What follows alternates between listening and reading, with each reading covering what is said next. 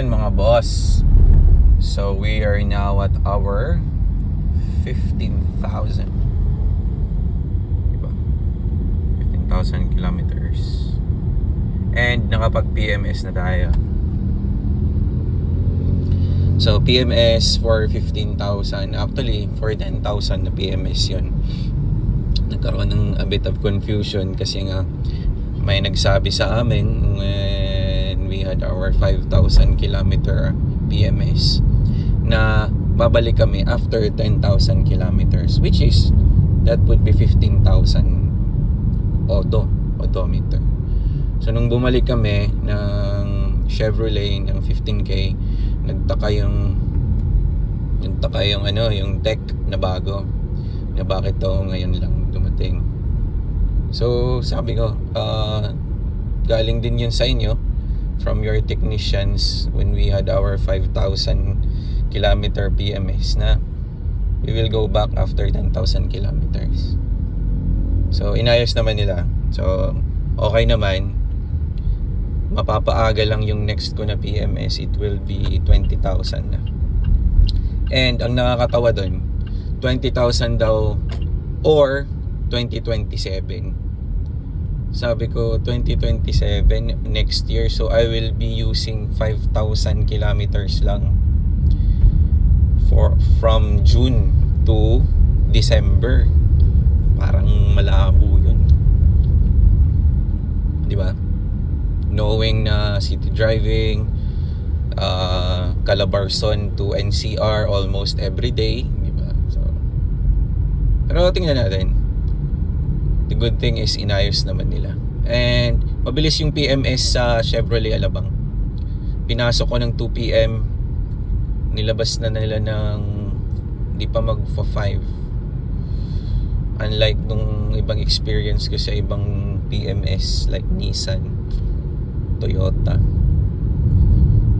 Although I'm not questioning them, pero sabi ko lang mas mabilis. Nagulat lang ako, tapos na. And I spent almost 12K for the 10,000 kilometer PMS. Yun yung term na ginamit nila, 10,000 kilometer PMS. So yun, change oil, pinalitan nila yung air cabin filter, yung may mga filters silang pinalitan. So performance for my 15,000 mileage, so far okay naman. Wala akong problem sa driving, sa transmission walang problem. Ang meron lang akong na-observe ito, kapag sobrang init ang sasakyan and hindi mo bigla mong inon, kailangan mong palamigin, di ba? Ang napapansin ko palagi, minsan hindi gumagana yung 360. Hindi minsan, parang every time na sobrang init ng sasakyan and I would have to turn on, and then syempre papainitin ko, papalamigin ko yung aircon, and then magre-reverse ako, magsi-reverse camera siya, hindi siya gumagana. So ni-research ko yun, chinek ko sa manual, chinek ko sa mga forums. Yung dashboard pala nito is old tech na siya. So malaki ang factor ng heat sa electronics niya. Kaya daw nagkakaroon ng nagsha-shutdown mismo or nagre-reboot yung mismong panel. So kapag ganyan, which is nung trinay ko din, na-lower na yung lamig, and then pinatay ko rin yung sasakyan ulit. Nung okay na yung conditions, nag-okay naman din yung camera, gumana ulit. So yun, plus problema. Pero at least na troubleshoot. Yun yung problem niya. Doon sa group chat din namin ng mga Captiva 2025, more on ganun ang problem. Reverse camera, hindi gumagana. Merong iba, pero like merong ibang problems na hindi ko pa naman din na-experience dito sa unit ko. So yun, driving wise walang problema. Matapang siya kapag sports mode mo. Depende din sa driving mo. Talagang pag inapakan mo to na naka sports mode ka, malakas din siya for a 1.5. Tas naka turbo kasi.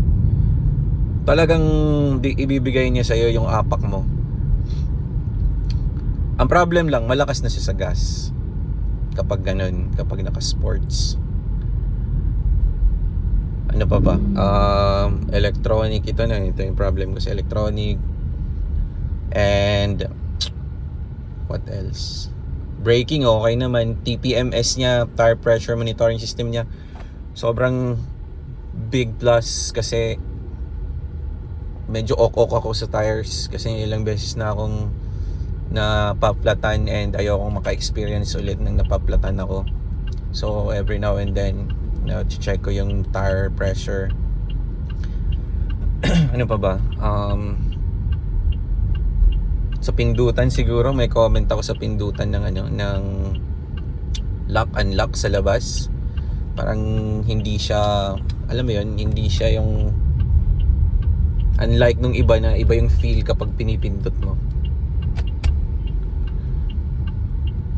Parang alam mo yun, low quality, parang gano'n. Pero naman, gumagana naman. Yun lang yung comment ko, plastic talaga. And malakas siya sa gas kapag naka-idle. So don't try using the Captiva na naka-idle ka lang, naka-pa-under ka lang, tapos buksan mo aircon. Mapapansin mo sa range niya. For example, ang range mo ngayon is 247. Siguro mga after 2 minutes magiging 241 siya. 'Di ba? Ganun siya kalakas ngumagngab ng gasolina kapag naka-idle. So kailangan tumatakbo talaga siya. And then malakas yung yung sensor niya ng temperature. Biglang aangat yan, mag-shoot up yan ito. Mag-shoot up yan kapag naka-idle siya ng matagal, tapos naka-under lang, naka-aircon pa. So yun lang naman. Yan yung mga nakita ko sa 15 kilometers ko na ginagamit to. Overall performance okay. There are a bit na kailangan mo lang i-adjust when in driving. Tapos electronic wise, well, kasi nga manufactured ito sa the parts are from China, so expect na the quality says it's where it came from, di ba? And ang nakakatawa, nagpalinis ako ng engine bay, yung engine ko sa unahan.